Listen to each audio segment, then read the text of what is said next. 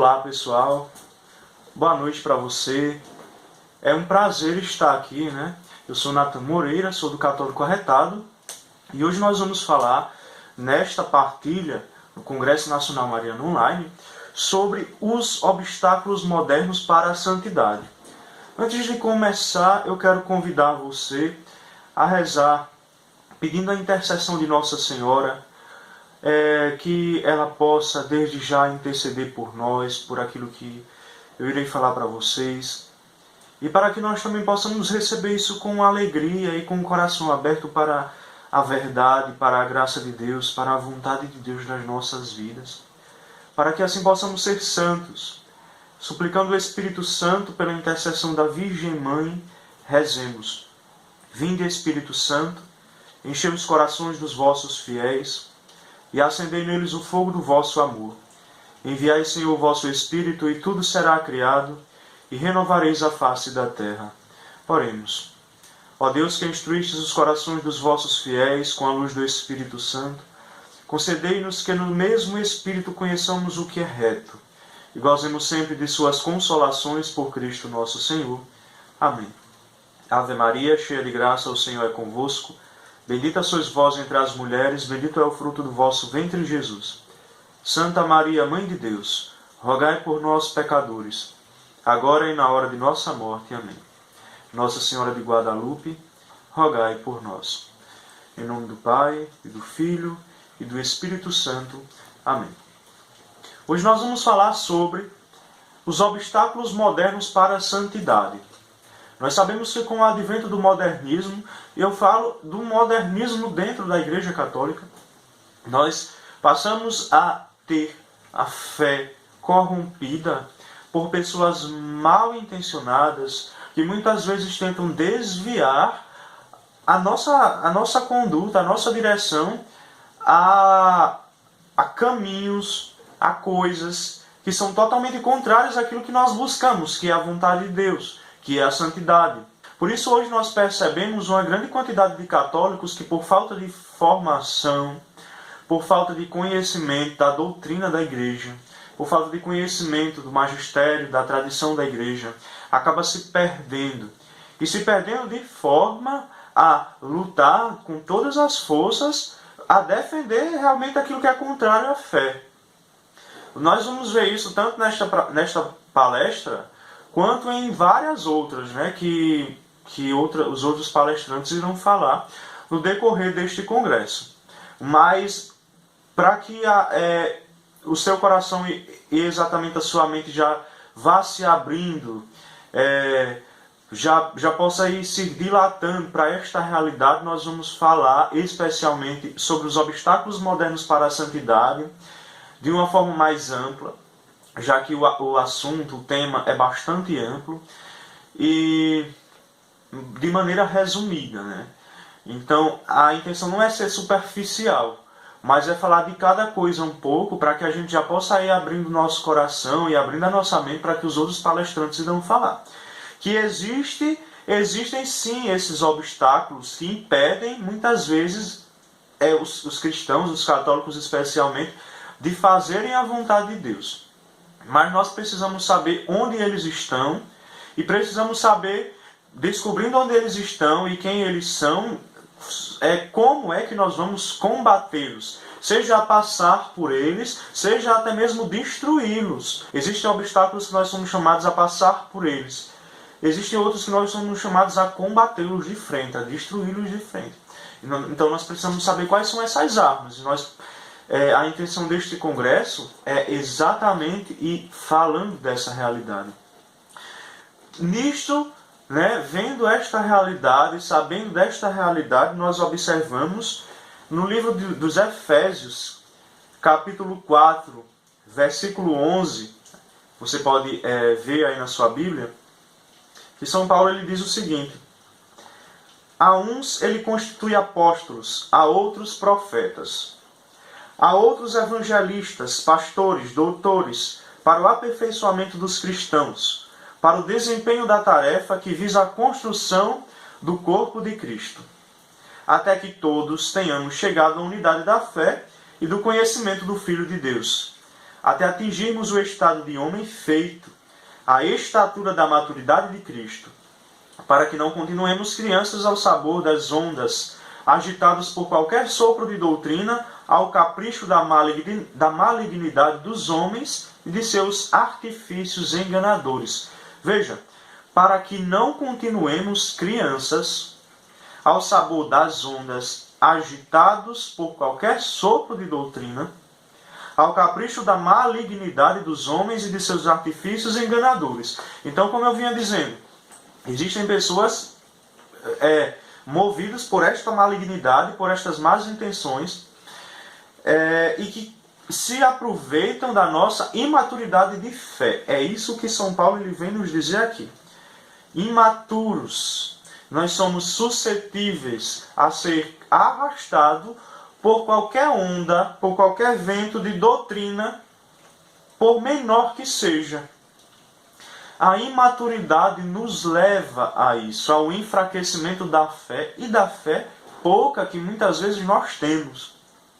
Esta imaturidade, ela muitas vezes nos leva, por exemplo, e isso já pode ser visto como um obstáculo, né? A busca pelo sentimentalismo. Esta busca pelo sentimentalismo que nós vemos hoje muitas vezes nos grupos de oração, principalmente nos grupos de oração jovem. Eu não posso generalizar, nem devo generalizar, mas em muitos grupos de oração jovens, em muitas novas comunidades, em novas missões, nós observamos uma predominância do sentimentalismo que leva ao oba-oba.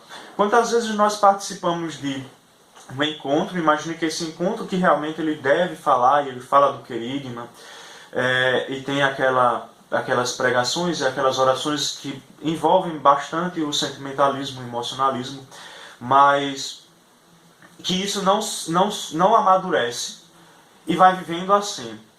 Até o ponto de que, se chegar alguém para dar uma formação de fé concreta sobre o magistério da igreja, sobre a tradição da igreja católica, os participantes dormem porque não estão habituados a receber alimento sólido.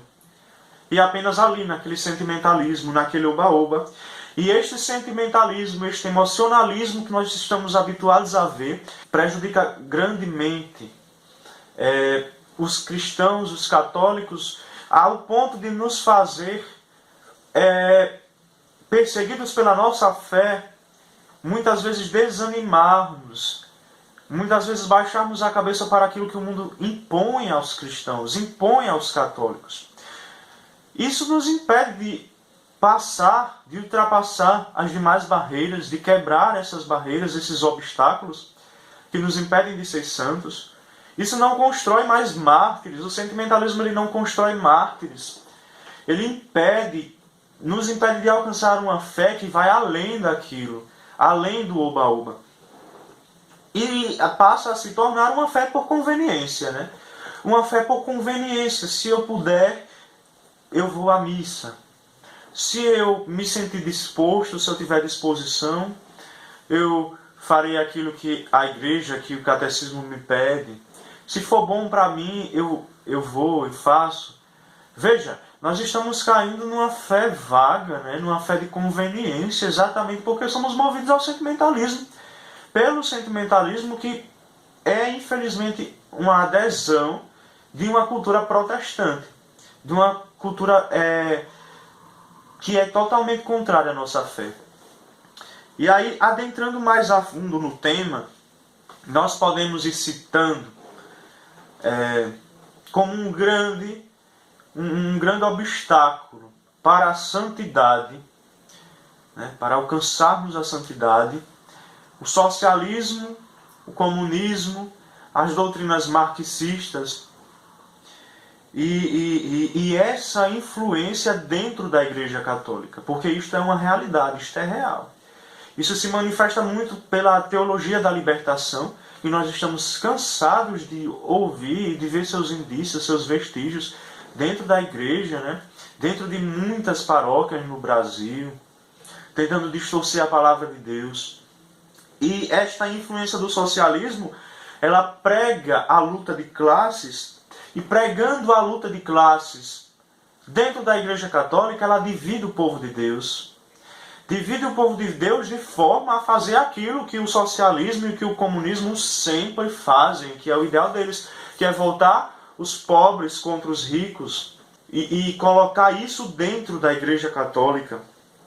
E muitas vezes nós aderimos a isso, muitas vezes nós concordamos com isso, de forma a acreditar que o Evangelho ele não passa de uma luta, né, de nosso Senhor Jesus Cristo em vista dos mais pobres, em vista dos mais necessitados, em vista dos mais marginalizados, e condena os ricos. De fato, Cristo ele luta pelos mais pobres, ele luta pelos marginalizados, mas o sentido do Evangelho e da Palavra de Deus, ele possui uma realidade que vai além deste plano natural, ele passa para o sobrenatural. De forma que Cristo ele não volta pobres contra ricos e ricos contra pobres. Ele não propicia, ele não motiva uma luta de classes.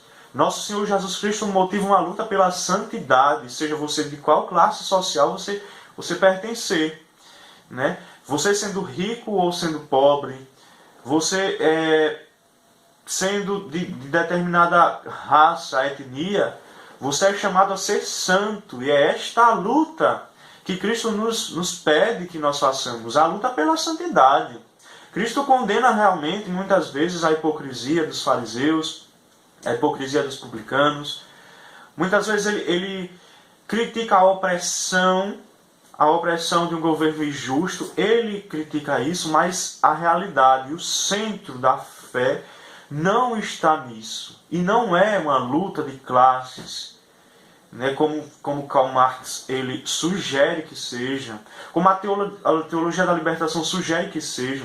Para você ter ideia, a teologia da libertação ela quer colocar todo o plano do Evangelho de uma forma natural. Os milagres de Nosso Senhor Jesus Cristo, eles querem explicar de uma forma natural, ao ponto de dizerem que o milagre da multiplicação dos pães, dos peixes, ele não passa de uma questão, de uma realidade onde Nosso Senhor, ele quer mostrar que nós precisamos partilhar o pão, dividir o que é nosso, dividir as riquezas, para que não haja pobre. Bem, isso não deixa de ser certo, mas eles diminuem o milagre de Nosso Senhor.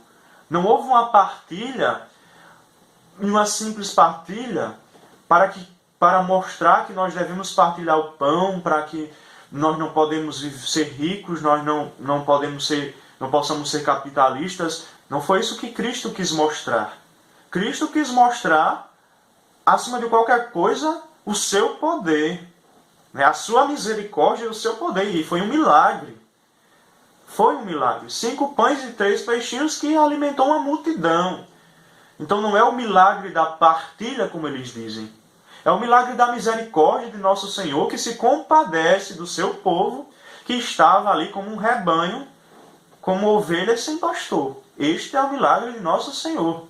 Não é o simples milagre da partilha e da divisão do pão, da divisão de tudo, né? De pôr tudo em comum, como sugere o comunismo. Não é isso. Não é isso. E aí, passando para outro obstáculo que muitas vezes está muito presente dentro da nossa realidade, é a nova moral liberal. A nova moral liberal, ela promete uma liberdade. Ela promete uma liberdade que está além do limite daquilo que é liberdade. E aí você pode dizer que, Nathan, não, mas isso é uma contradição. Se eu sou livre, eu posso fazer o que eu quiser. Bem, você é livre e pode sim fazer o que quiser, mas não deve fazer o que quiser. Porque se você tem uma liberdade e pode gozar desta liberdade, você também tem as consequências das suas ações praticadas dentro desta mesma liberdade. É correto que você pode, diante de um precipício, correr até parar no precipício, e pode correr até passar do precipício e pular daquele precipício. Você é livre para fazer o que você quiser da sua vida. No entanto, se você correr até o limite do precipício, você terá a sua vida salva, você será resguardado, a sua integridade física será resguardada. Mas você é livre para correr, ultrapassar o limite e pular do precipício. Você é totalmente livre para isso, mas a consequência é que você pode ter a sua integridade física prejudicada e inclusive morrer. É isso que o Senhor nos quer, Ele nos deixa livre e nos aponta o caminho para seguir, e este caminho nos dá um limite de até onde ir. O Senhor não nos deixa presos, mas Ele diz, meu filho, vá até determinado limite, porque se você passar deste limite, você vai morrer, você vai ser morto pelas coisas do mundo, pelas coisas que você não foi criado para ser, para fazer, para viver. Só que essa nova moral liberal, ela vem nos apresentar, e apresentar principalmente a juventude, apresentar a todos, mas especialmente a juventude que está tão mais propícia a isso, justamente por conta da imaturidade que São Paulo vem falar. Ela vem nos apresentar uma busca do prazer pelo prazer, onde tudo me é permitido e tudo me convém se eu quiser. De forma que nós observamos de várias pessoas falando, né? Uma frase que provavelmente foi Lúcifer que inventou, né? Se me faz feliz é permitido. Se me faz feliz é permitido. Ou o que vale é o amor, né? A gente vê tanto isso. E nós estamos cheios de comentários nas nossas redes sociais falando muito sobre isso. O que vale é o amor, vocês não respeitam, vocês não têm caridade. Falando para denunciar o erro. Bem, como se vai denunciar um erro sem falar sobre o erro, sem falar que é errado? A nova moral liberal, ela vem justamente contra isso. Não, você não pode denunciar o erro. Porque não existe, na verdade, nada de errado. Tudo é relativo, nós vamos falar sobre isso daqui a pouquinho. E se faz feliz, né? Se dá prazer, então é lícito, então é bom, então continue. É a busca do prazer pelo prazer, seja ele como for, seja ele sem limites, né?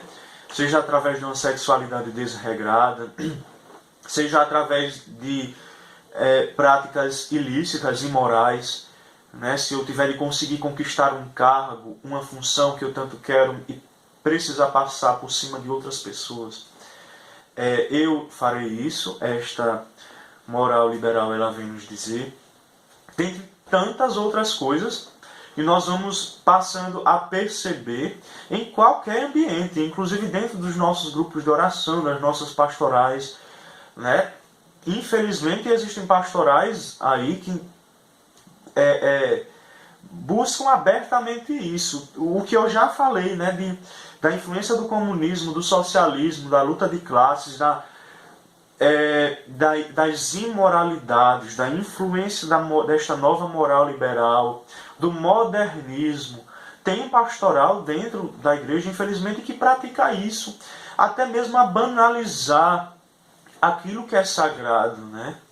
A banalizar aquilo que é santo, a colocar, a enculturar, como nós vamos falar aqui, coisas, práticas dentro do ritual da Santa Missa, por exemplo, né, do candomblé, de religiões afro-brasileiras, de religiões africanas, do espiritismo, porque é um modernismo, uma moral que de moral não tem nada, que libera tudo. Então o sagrado ele passa a ser inferior ao homem, né? O homem está no centro e o sagrado passa a depender do homem, da vontade do homem, e não o homem da vontade de Deus. Então é uma coisa que nós vamos percebendo muito, muito mesmo, e é sério, né? E aí outro obstáculo para a santidade, para a vivência da fé, é um ecumenismo falso, né? Um falso ecumenismo que arrefece a fé, que enfraquece a fé e que faz a igreja perder a sua identidade. Infelizmente, nós temos percebido práticas, né, de novos grupos, de novas comunidades. Eu não sou contra as novas comunidades, nós não devemos ser contra as novas comunidades, porque são agir do Espírito Santo, que vai nos dando novas possibilidades de evangelização, mas precisamos ter cuidado com essa questão do ecumenismo, de forma que a igreja ela vai se protestantizando. As práticas protestantes elas são adquiridas pela igreja, sabendo que nós temos dentro da igreja práticas milenares, práticas santas, práticas que santificam as pessoas, que santificam os seus fiéis. Então a gente vai percebendo que este falso ecumenismo ele vai pegando de fora o que não é da identidade católica, né? Desde a forma de ensinar a doutrina da igreja, que praticamente não é ensinada, até a forma de rezar, até a forma de falar de Deus, né? Até a forma de manifestar a fé. Então, existem absurdos que acontecem e que a gente precisa estar com os olhos bem abertos para isso.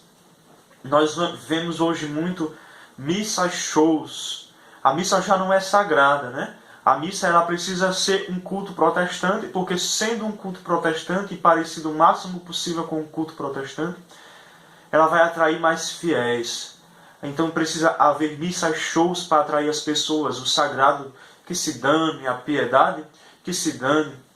Então precisa haver missa de cura e libertação, com oração de todo tipo, com orações que não estão no missal, para atrair as pessoas, né? Porque as pessoas já não gostam mais, já não são mais atraídas pela missa convencional.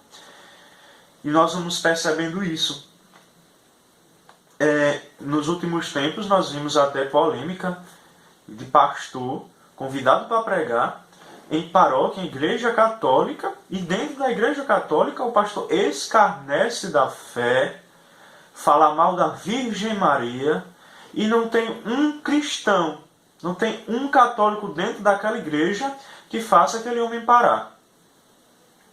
Imagine uma pessoa chegando na sua casa, falando mal da sua mãe, fazendo piada com a sua mãe e você rindo. Pois foi exatamente isso que aconteceu e não é segredo para ninguém. Então isto é fruto de um falso ecumenismo, de um ecumenismo modernista. E é este modernismo que é um obstáculo extremo, um obstáculo feroz, um inimigo feroz de nós cristãos, de nós católicos.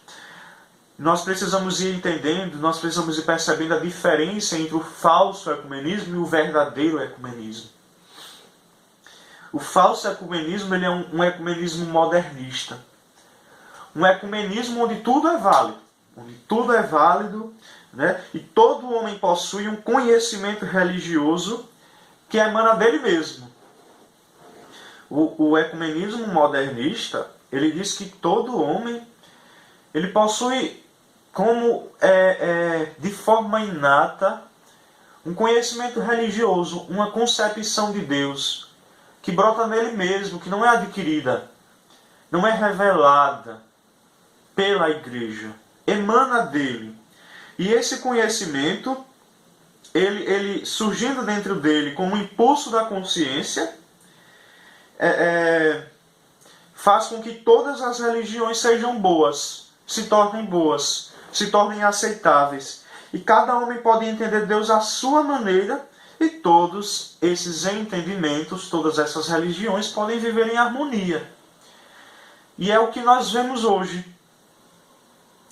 A tentativa de inculturar, a tentativa de pegar práticas de determinada religião e colocar dentro da religião cristã, a tentativa de acreditar, como nós vemos muitos dos nossos fiéis, que eu vou para onde falam de Deus, dizem. Falou de Deus é bom. Não, não é bom. Você não vai para uma missa e para um culto protestante e dizer que é a mesma coisa. Eu não posso chegar numa igreja universal do Reino de Deus, por exemplo, e dizer que isso tem o valor de uma missa. E dizer que isso é bom, sabendo das práticas, né? Das práticas anticristãs e das práticas anticatólicas. que são realizadas nos cultos protestantes, e seja em qualquer culto protestante. Ver pessoas indo ao centro espírita, terreiro de macumba, dizendo que é uma prática aceitável dentro da doutrina católica, isso eu falo para você que é católico, veja. Para você que é católico. Se você não é católico, meu irmão, você faça o que você quiser, mas sabendo que a igreja não acredita nisto, e que a igreja não ensina isto. Mas se você é católico, então eu estou falando para você que é católico, não é recomendável e não é correto participar, não é correto estar de acordo e achar que é uma prática inofensiva. Por exemplo, participar de cultos protestantes, participar de rituais, de seitas, né, que são totalmente contrários à nossa fé. Este ecumenismo, ele é um ecumenismo falso. Não é um ecumenismo dizer, vá para a minha igreja que eu vou para a sua. Não é um ecumenismo. O verdadeiro ecumenismo, ele deve se pregar que há uma verdade, ou seja, que a verdade ela não emana do homem, e de cada homem, e que cada homem tem uma verdade, não. De que há uma verdade, que esta verdade ela é revelada por Deus à igreja, e a igreja tem a missão de ensinar, de propagar esta verdade a todas as almas. A igreja deve encorajar as almas a abandonarem o erro e aderirem a essa verdade.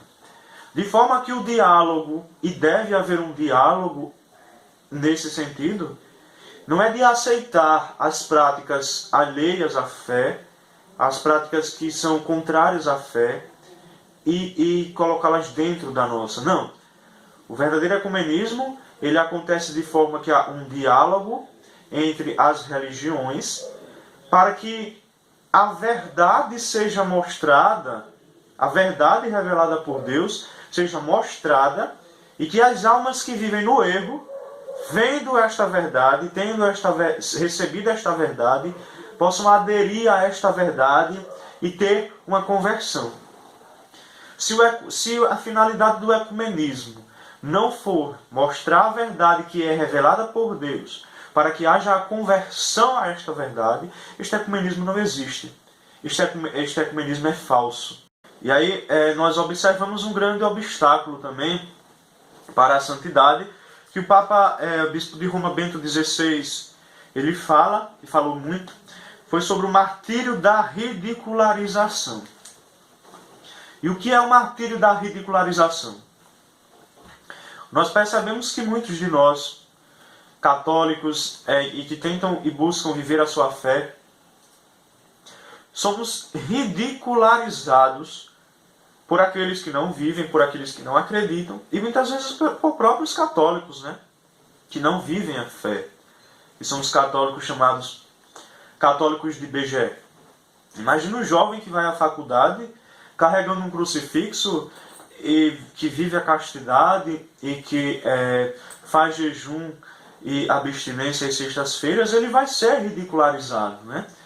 Imagina um jovem numa universidade federal no Brasil, num curso de história, de filosofia, ou seja lá do que for, ter que suportar as injúrias, as calúnias que lhe são lançadas contra ele e contra a Igreja Católica, e poder lutar contra isso sozinho dentro de uma sala de aula, contra um professor, né, contra os outros colegas de classe. Então, o Papa Bento XVI, ele fala sobre isso, sobre o martírio da ridicularização, que acontece de forma real nos tempos atuais. Por conta deste martírio da ridicularização, os católicos eles estão perdendo a fé. E aí você vê que o fato de estarem perdendo a fé, tudo está interligado, né? Se refere, está ligada à imaturidade que muitos de nós temos. Se a nossa fé ela está baseada no sentimentalismo, no emocionalismo, e não na fé verdadeira, na fé firme ensinada pela igreja, pelos apóstolos, pelos concílios, pelos documentos oficiais da igreja, pela sagrada tradição. Então, se a nossa fé não está baseada nisso, está baseada apenas num conjunto de orações sentimentalistas que nos são proporcionadas nos grupos de oração, ou seja lá onde quer que seja, quando nós nos depararmos com o martírio da fé, com este martírio, o martírio da ridicularização, nós corremos o risco de ter a nossa fé arrefecida e sairmos, nos afastarmos da igreja. Qual o remédio para isso? O que fazer? Primeiro, eu preciso procurar formação. Eu preciso procurar entender qual é a fé da minha igreja, no que é que eu creio, no que é que a minha fé, que a doutrina da minha igreja acredita, o que é que ela ensina.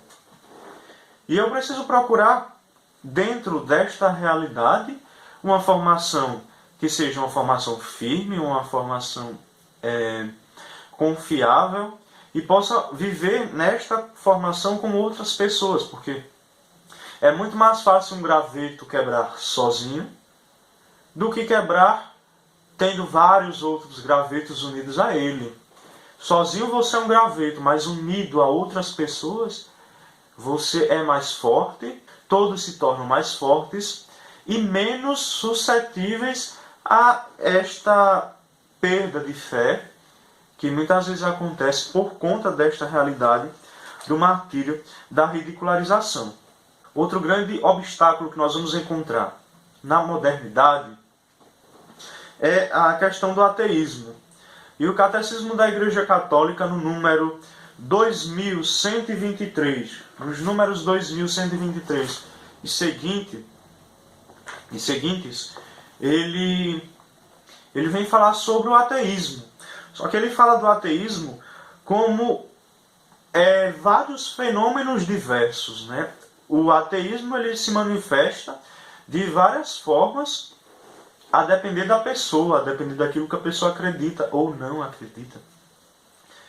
De forma que o ateísmo é quando não crer em Deus, ateu é não Deus.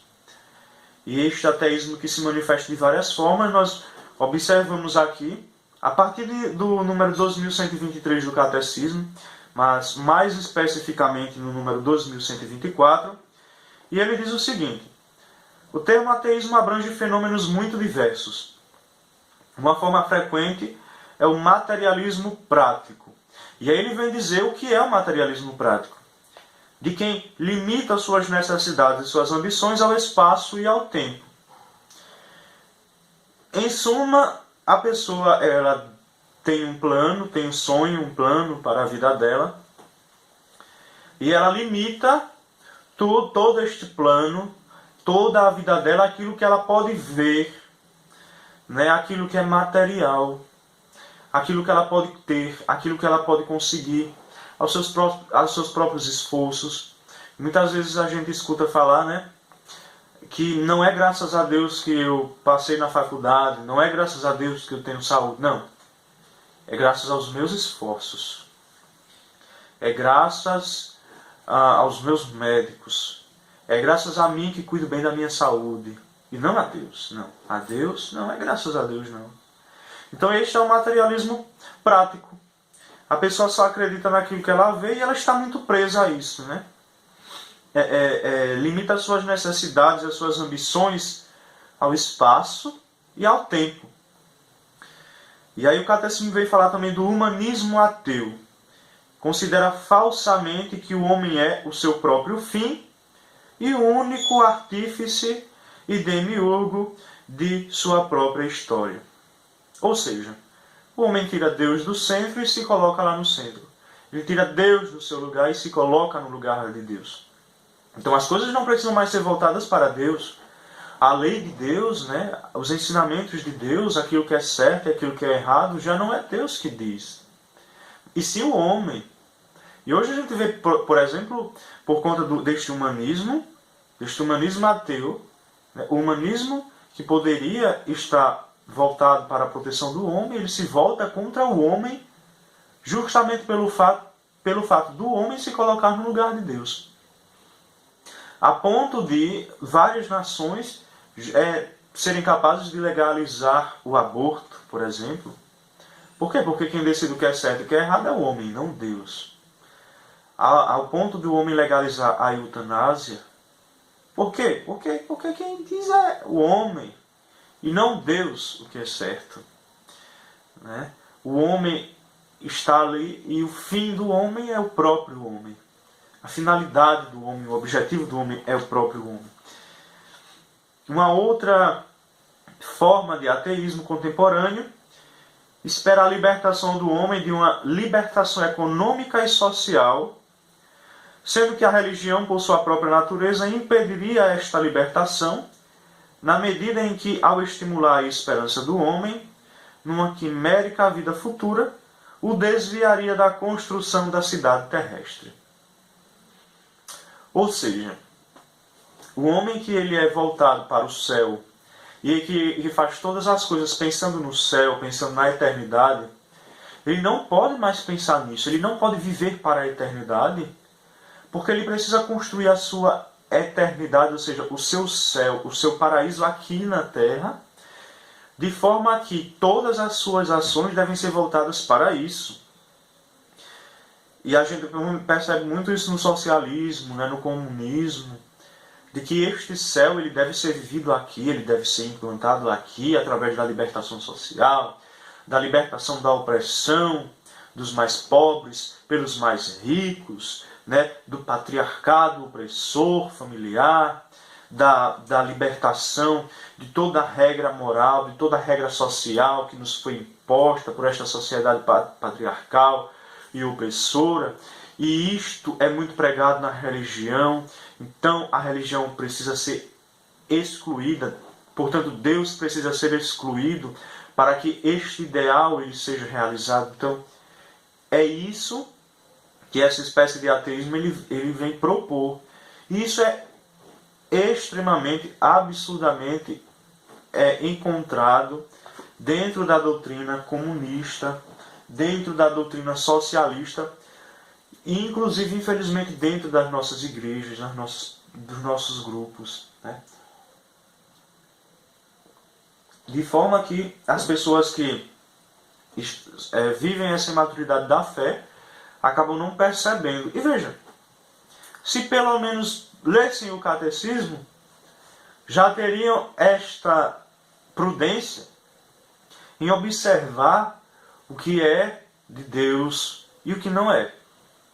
O simples fato de eu ter lido este número no catecismo já abriu a minha mente, a mente de quem ouve, para esta realidade. De muitas vezes coisas que se apresentam para nós como boas, né, bem apresentáveis, a libertação social para que todos vivam em paz, em harmonia, em igualdade, mas que tira Deus do seu lugar, porque se Deus existir, esta meta, este objetivo não pode ser conquistado. Então não é por aí, né? Não é tão bom assim. Então a gente precisa estar atento a isso. Nós percebemos então que o ateísmo ele não é a ausência de Deus, não é a prática o ato de não acreditar em Deus, mas é colocar alguma coisa no lugar de Deus. Sendo assim, o ateísmo nada mais é do que uma idolatria. Retira-se Deus do seu lugar e se coloca outra coisa. Se coloca o dinheiro, se coloca a matéria, ou se coloca o próprio homem, ou se coloca a igualdade, né, a luta de classes, a libertação social, e se tira Deus do centro e se coloca outra coisa no lugar de Deus. O ateísmo é isso, né? O Papa Bento XVI, ele também nos alertou muito sobre a ditadura do relativismo. O que ele vem falar da ditadura do relativismo, nós vamos vendo isso, principalmente nas universidades, que não existe uma verdade absoluta. Não existe uma verdade absoluta, tudo é relativo, cada um pode ter a sua própria verdade. Aquilo que para mim é verdade, para você talvez não seja. Aquilo que para você é verdade, para mim talvez não seja. Isso é o que nós chamamos de subjetivismo ético. É quando o sujeito, no subjetivismo ético, o sujeito ele não mais descobre aquilo que é verdade, né? Ele já não mais está disposto a descobrir a verdade, porque ele não aceita que a verdade seja revelada e imposta a ele. Então o que é que ele faz? Se ele não descobre, se ele não está aberto a descobrir a verdade, ele determina o que é a verdade para ele. Então aquilo é muito mais fácil determinar uma coisa como verdade do que ter algo que muitas vezes é contrário aos meus hábitos, contrário àquilo que eu penso, como uma verdade, né? De assumir, de aceitar algo como uma verdade. Só que há uma pergunta. Por exemplo, é uma verdade absoluta dizer que não existe uma verdade absoluta? Veja, uma pessoa que diz e que tenta lhe convencer de que uma verdade absoluta não existe, de que tudo é relativo. Isso que essa pessoa está dizendo é uma verdade absoluta ou é relativo também? Porque, veja, se ela disser que isto é uma verdade, o que ela está dizendo, que não existe verdade absoluta, é uma verdade, então ela já está se contradizendo, porque existe uma verdade. Então, é difícil eu tentar convencer uma pessoa de algo, né, de uma verdade, se eu não acredito na verdade. Se eu não acredito que possa haver uma verdade. Se a pessoa disser que é uma verdade relativa, para mim pode ser verdade, e para você não, pois bem, então ela não precisa me convencer disso. Para ela é verdade, para mim não, para que me convencer? Mas se ela tenta me convencer, o único argumento que ela vai ter é que aquilo é verdade. Ela só pode me convencer daquilo que é verdade, que para ela acredita que é verdade. E se ela quer que eu acredite que algo é verdade, ela tem necessidade disso. Isso implica dizer que já não existe mais aquela ideia de verdade relativa. A verdade é absoluta porque ela está tentando me convencer desta verdade. Então é uma contradição. E se ela disser que não existe verdade absoluta, né, ela vai estar se contradizendo ainda mais. Por quê? Porque se não existe verdade absoluta, eu não preciso acreditar nela. Eu continuo acreditando na verdade absoluta e ela continua acreditando na verdade relativa dela. Então não há como convencer alguém de que a verdade é relativa. Né? Porque seja qual for o caminho, haverá sempre uma contradição aí. E aí a gente vai percebendo as consequências absurdas deste relativismo, né? Imposto pelo modernismo. Foi gravado um vídeo, foi feito um vídeo pelo Instituto de Política Familiar de Washington. O repórter ele entrevista 8 universitários. E aí ele vai fazendo perguntas sobre estes universitários, sobre a questão da utilização de banheiros por pessoas transgêneras. Se você acha que um transgênero pode usar um banheiro, um homem que se diz mulher, se sente mulher, pode usar um banheiro feminino? E aí os estudantes eles foram unânimes em dizer que pode, que não há erro nisso, se a pessoa se sente mulher, então ela pode, de fato, usar o banheiro feminino, mesmo que tenha nascido com o sexo masculino. E aí o repórter ele vai perguntando, e se eu disser que sou a mulher? Os universitários, os estudantes, eles foram unânimes em dizer, certo, concordo, né? Eu concordo que você é uma mulher porque você se sente uma mulher. E aí ele vai além, né? E se eu disser que sou um chinês? A pessoa fica com um certo receio, né? Mas eles concordaram.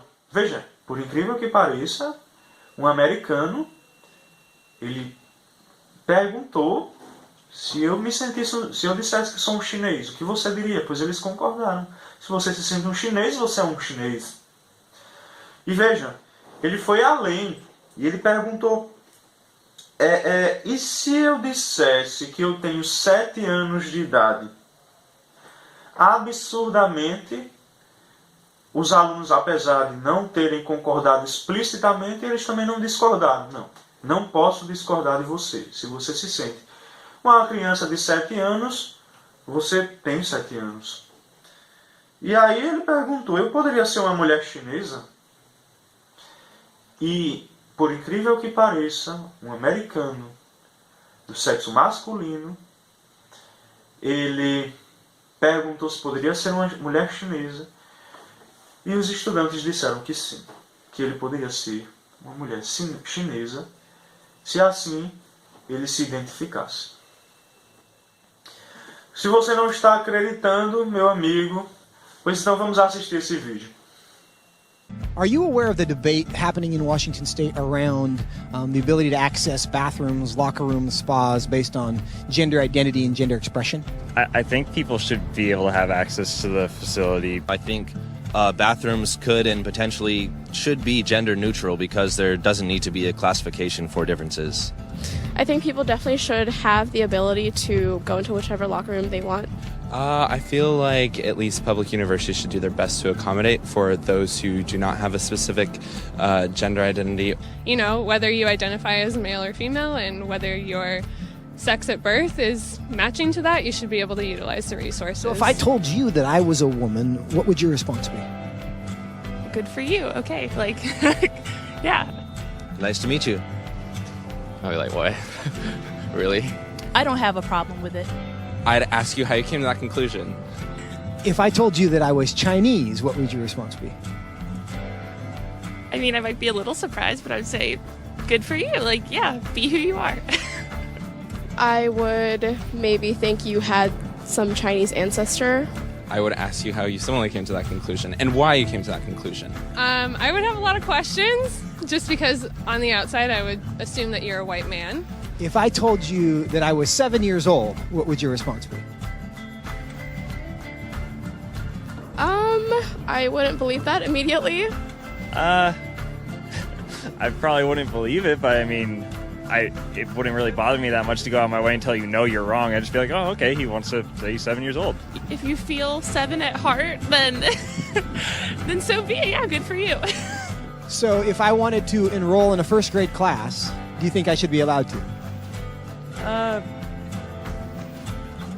Probably not, I guess. I mean, unless you haven't completed first grade up to this point and for some reason need to do that now. If that's where you feel like mentally you should be, then I feel like there are communities that would accept you for that. I would say so long as you're not hindering society and you're not causing harm to other people, I feel like that should be an okay thing. If I told you I'm 6 feet 5 inches, what would you say? That I would question. Why? Because you're not. No, I don't think you're 6'5". If you truly believed you're 6'5", I don't think it's harmful. I think it's fine if you believe that. It doesn't matter to me if you think you're taller than you are. So you'd be willing to tell me I'm wrong?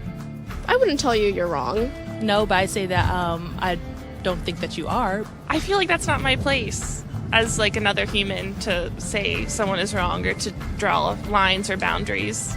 No, I mean, I wouldn't just go like, oh, you're wrong, like that's wrong to believe in it. Because I mean, again, it doesn't really bother me what you want to think about your height or anything. So I can be a Chinese woman. You sure. But I can't be a 6'5" Chinese woman. Yes. If you thoroughly debated me or explained why you felt that you were 6'5", I feel like I would be very open to saying that you were 6'5", or Chinese, or a woman. It shouldn't be hard to tell a 5'9" white guy that he's not a 6'5" Chinese woman. But clearly it is. Why?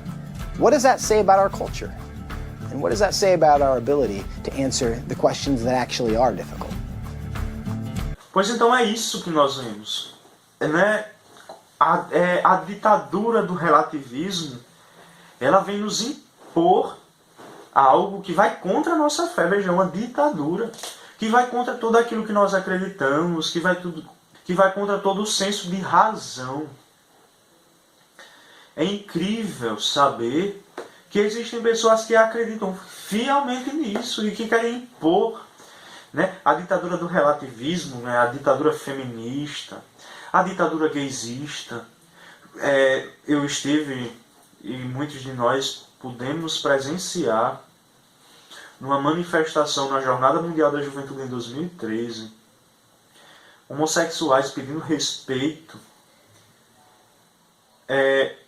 escarnecendo da fé, fazendo gestos obscenos com crucifixo, com imagem dos santos, com imagem de Nossa Senhora. O que nós vemos na parada gay? E isso tudo pedindo respeito. Como? Né? Não é respeito que querem. Querem, de fato, impor as suas escolhas a nós. Nos fazer engolir de goela abaixo aquilo que eles acreditam. E se o cristianismo não aceita e o catolicismo não aceita, por exemplo, celebrar o matrimônio, o sacramento do matrimônio entre essas pessoas, é um motivo de homofobia, de revolta. Então, é realmente uma ditadura do relativismo. O modernismo, que é o maior obstáculo para a nossa fé, que muitas vezes nos faz estar longe da santidade, ele tira Deus do centro, coloca o homem no centro, porque é muito mais fácil, né? Imagina uma pessoa que tem uma conduta errada e imoral, que vai contra os sacramentos, os mandamentos, melhor dizendo, que vai contra aquilo que a igreja ensina, que Cristo ensina. É muito mais fácil a pessoa tirar Deus, excluir Deus, tirar Deus de cena, do que se confessar, do que procurar o arrependimento. Porque o arrependimento é uma coisa retrógrada, é uma coisa do tempo dos nossos avós, essa história de confissão. Se confessar com um padre, com um igual a mim, que tem os mesmos pecados ou piores. Isso é algo retrógrado. Hoje os tempos são outros, né? Eu posso fazer o que eu quero. E aí se tira Deus do centro. Se tira Deus do centro, o problema está resolvido. Eu obedeço apenas quando me convém e faço o que eu quero. E essa história de obedecer apenas o que me convém, quando me convém, é muito presente na nossa igreja, dentro dos nossos grupos de oração. A gente percebe que em muitos lugares eu obedeço ao meu coordenador, ao coordenador do meu grupo de oração. Se eu não obedecer ao coordenador do meu grupo de oração, eu estou indo diretamente para o inferno de cabeça para baixo. Mas pergunte se obedece ao catecismo. Imagine São João Batista nos tempos de hoje, quando visse uma pessoa e dissesse convertei-vos, raça de víboras, ele ia ser chamado de julgador. Pela raça jujuba que nós temos hoje no nosso meio. Então é preocupante, é alarmante. Mas diante de tudo isso, e isso ainda é muito pouco, porque existem outros diversos obstáculos, mas que infelizmente o tempo não permite que nós falemos aqui. Diante de tudo isso, qual é o remédio? Qual é o remédio eficaz para isso? O remédio eficaz que nós percebemos, principalmente pelos segredos, principalmente pela revelação de Nossa Senhora em Fátima aos 3 pastorinhos, é a devoção a ela. É a devoção mariana. E esta devoção que se manifesta pela prática da consagração total à Santíssima Virgem Maria. Veja, nós temos vários remédios e vários mecanismos de defesa e de combate a isso, né? Nós temos a Santa Missa, nós temos os sacramentos em geral, a doutrina da igreja, o magistério da igreja. Nós temos os grupos de oração, os movimentos sérios que obedecem à igreja, que não tentam protestantizar a igreja, dizendo que a oração só é válida e só é boa e que a oração é recomendável quando eu topo o som, apago as luzes e começo a rodar dentro da minha casa. Não, Não é esse tipo de fé que Cristo nos chama. Esta fé sentimentalista, emocionalista, ela é protestante. E ela não nos leva à santidade. Pessoas que vivem esta fé sentimentalista jamais serão capazes de morrer defendendo a fé, defendendo e protegendo a fé. Jamais. Pessoas que andam por aí com as luzes apagadas, dentro de casa, com o som topado, rodopiando, feito protestante e sendo guiado pelos sentidos na oração, sinceramente não possui a maturidade da fé. Então, nós temos o remédio, nós temos o caminho seguro, que é a Virgem Maria. A devoção à Virgem Maria. Porque se de um lado o mundo nos apresenta uma liberdade que é uma liberdade falsa, uma liberdade que nos aprisiona e nos torna prisioneiros de coisas muito menores que nós mesmos. Prisioneiros do dinheiro, prisioneiros do prazer, prisioneiros do poder, prisioneiros de uma sede de vingança, prisioneiros de uma sede de igualdade social, de uma luta de classes. Do outro lado, por esta devoção à Virgem Maria, que o Padre Rodrigo vai falar em uma das palestras, por esta devoção firme, nós nos tornamos escravos por amor, do amor que nos faz livres, porque nos faz livres dos nossos próprios sentidos, né? Nos liberta dos nossos próprios sentidos, dos nossos próprios desejos, das nossas próprias vontades, e nos faz reconhecer que, lembra daquele limite que eu falei no início, do limite do penhasco, do limite do precipício, nos faz livres para irmos até este limite de forma segura e podermos assim ter uma vida santa e uma vida voltada para a eternidade. Que diante de todos estes obstáculos o Senhor nos ajude de verdade, com a ajuda e com a intercessão da Virgem Maria, a vivermos a nossa fé sem mimimi, sem jujubice, com os pés no chão, mas com o coração voltado para a eternidade. Nós podemos sim ter os pés no chão e o coração no céu. Sigamos, obedeçamos a nossa Mãe Igreja, obedeçamos aquilo que o Senhor nos ensina, e que nós estejamos sempre dispostos a combater o erro, a denunciar o mal e a abraçar a verdade de todo o nosso coração, ainda que seja doloroso para nós, e que haja consequências para nós, perseguições, né? O martírio da ridicularização. Não nos deixemos abater pela ditadura do relativismo e do modernismo. Nenhum obstáculo será grande demais para aqueles que são fiéis ao nosso Senhor Jesus Cristo e o buscam de todo o coração. Rezemos esta Ave Maria para que no nosso coração tudo isto seja selado e que nós nos disponhamos a ser verdadeiros cristãos, filhos de Deus, escravos por amor da Virgem Maria. Ave Maria, cheia de graça, o Senhor é convosco. Bendita sois vós entre as mulheres, bendito é o fruto do vosso ventre, Jesus. Santa Maria, Mãe de Deus, rogai por nós, pecadores, agora e na hora de nossa morte. Amém. Foi um prazer estar com você. Deus abençoe e até a próxima, se Deus quiser. Participe das outras palestras e visite nas nossas redes sociais, nas redes sociais do Católico Arretado. Nós vamos estar esperando por você. Deus abençoe. Tchau, tchau. Em nome do Pai, do Filho e do Espírito Santo. Amém.